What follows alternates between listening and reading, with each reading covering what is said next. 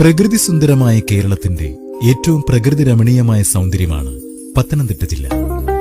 കുന്നും മലയും കാടും പൂവും ആറും പുഴയും കളകളം പാടുന്ന കിളികളും വനപ്രദേശങ്ങളിൽ നടന്നു നീങ്ങുന്ന വന്യമൃഗങ്ങളും മനം മയക്കുന്ന സുന്ദരമായ താഴ്വരകളും എവിടെയും ശാന്തിയുടെ ശബ്ദങ്ങൾ കാറ്റിൽ നിറഞ്ഞു നിൽക്കുന്ന ശരണമന്ത്രങ്ങളുടെയും പള്ളിമണികളുടെയും ബാങ്ക് വിളികളുടെയും നാട്, ആർക്കും തകർക്കാൻ കഴിയാത്ത ഒത്തൊരുമയുടെ നാട്, പേരുകേട്ട പ്രശസ്തരായവർക്ക് ജന്മം നൽകിയ നാട്, ശുദ്ധവായുവിന്റെയും ശുദ്ധജലത്തിന്റെയും നാടാണ് പത്തനംതിട്ട ജില്ല. കേരളത്തിലെ 13ാമത്തെ റവന്യൂ ജില്ലയാണ് പത്തനംതിട്ട. പത്തനംതിട്ട രൂപീകൃതമായത് 1982 നവംബർ 1-ാം തീയതിയാണ്.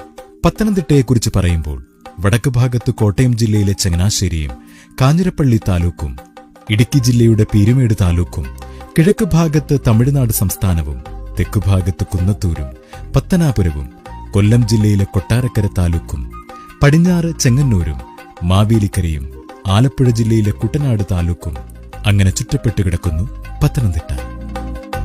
പത്തനംതിട്ടയിൽ നിന്നും കടലുകൾക്കപ്പുറം പവിഴദ്വീപായ ബഹ്റൈനെ സ്നേഹിച്ച ഒരു കൂട്ടം പത്തനംതിട്ടക്കാരുണ്ടായിരുന്നു. അതായിരുന്നു പത്തനംതിട്ട പ്രവാസി അസോസിയേഷൻ.